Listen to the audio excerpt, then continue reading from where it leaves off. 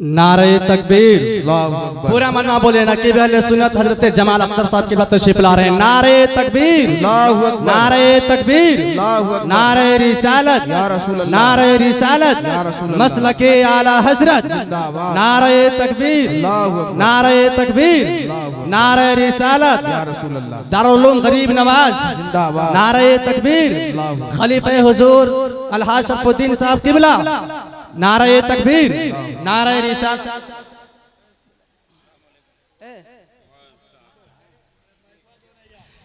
मेरा मालिक मेरे ख्वाहिश। हजरात चूंकि मुंतखब